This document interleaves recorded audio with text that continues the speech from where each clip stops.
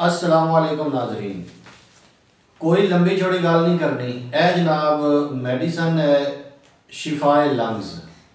शिफाए lungs तो medicine तैयार की है, तुसी कह लो कि एक लाउक है माजून की शक्ल ये जनाब जिन्ना भी नज़ला जुकाम होवे, खांसी होवे, गले की खराश होवे, खांस के जो बच्चे का बहुत ज़्यादा बुरा हाल हो जाता होवे या फिर खांसद्या उल्टी आ जाती होवे, ਉਹਦੇ वास्ते बहुत ही अच्छी चीज़ है जिन्हों असी जब्बर बोलने हैं, नज़ला जुकाम बोलने हैं, केरा बोलने हैं। उस वास्ते जनाब शिफाए लंग्स बहुत ही ज़बरदस्त चीज़ है। जेड़ा बच्चा हर तरह की मेडिसन खाने के बावजूद ठीक नहीं हो रहा, वो वास्ते बहुत ही अच्छी शय है। ये मैं जनाब थोड़े वास्ते तजवीज़ करसा कि अगर किसी बच्चे को एक माह तो लैके जो भी उम्र है बच्चे की, वो वास्ते भी ये बहुत ज़बरदस्त चीज़ है। और इस तो इलावा हर बंदा यानी कि जवान मर्दो औरत तुसी इस तरह कह लो कि एक माह तो लैके 100 साल तक जो भी बच्चे ने या बड़े ने इस्तेमाल करने का बहुत ही ज़बरदस्त रिजल्ट है। जिथे हर तरह की मेडिसन, मैं किसी मेडिसन का नाम नहीं लवांगा, हर तरह की मेडिसन जो नाकाम हो जाए उदो जनाब इन इस्तेमाल करके वेखो, इंशाअल्लाह तुसी मेरी दुआओं में याद रखोगे। ए जनाब मेरे भाई ज़ैद मोहम्मद अतारी साहब अगे भी अपने बच्चे वास्ते शिफाए लंग्स लैके गए सी तो हुण दोबारा फिर आए ने।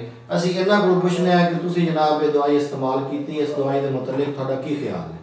हाँ जी कीम साहब, मैं बच्चे को जमदे छाती खराब सी ते मेडिसिन अंग्रेजी बहुत इस्तेमाल कराई लेकिन कोई खास फायदा नहीं होया। लेकिन यह मजून बच्चे ने इस्तेमाल कराई है, इन्हें बहुत ज़्यादा फायदा होया बच्चे को। इनकी छाती बिल्कुल ठीक होगी, थोड़ा बहुत मसला जो भी ना वो ख़त्म हो गया। ये दवाई बहुत अच्छी है, मैं तो आजमा चुकिया, लेकिन तुसी भी इन्हें आजमाओ, इंशाल्लाह बहुत फायदा होगा। अच्छा, ये तारी साहब कोई झूठ वाली गल तो नहीं? नहीं, कोई झूठ नहीं, इंशाल्लाह कोई झूठ नहीं है। बहुत अच्छी दवाई है और बहुत फायदेमंद, बच्चों को बहुत ज़्यादा फायदा होगा। ये जनाब तुसी इस्तेमाल करो, तुसी किसी किस्म का भी कोई सिरप कोई मेडिसिन इस्तेमाल कर रहे हो, ठीक है, अगर फायदा नहीं हो रहा उन्होंने छोड़ो, एक दफ़ा इस्तेमाल करके देखो।